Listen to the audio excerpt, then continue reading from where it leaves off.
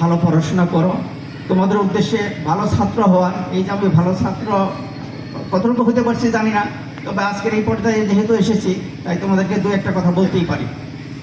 ভালো যারা ছাত্র হতে চাও তাদের জন্য আমার 3টি উপদেশ।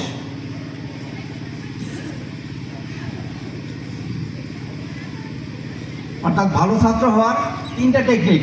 একটা হচ্ছে যে সময় নষ্ট করা যাবে না, প্রত্যেকটা সময়টাকে কাজে লাগাতে হবে, একটি সময় কেউ নষ্ট করা যাবে না। আজকাল অনেক ছেলেমেয়েরা মোবাইল দেখে, সারাদিন মোবাইলের মধ্যে পড়ে থাকে, কিন্তু আসলে তারা অনেক সময় নষ্ট করে দেয়। এই সময়টাকে নষ্ট করা যাবে না, সময়টাকে কাজে লাগাতে হবে।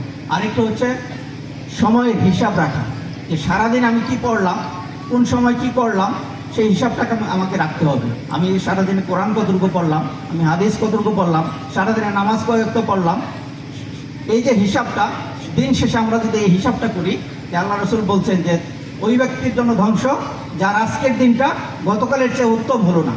অর্থাৎ গতকালের চেয়ে যদি আজকের দিনটা উত্তম না হয়, তাহলে আগামী দিনও আমার জন্য ধ্বংস। সেই হিসাবে আমাদের প্রতিটা দিনকে আমাদের কাজের রিপোর্ট আমাদেরকে রাখতে হবে। এই কাজটা আমাদের করতে হবে, ছাত্র ভাইদের বলছি।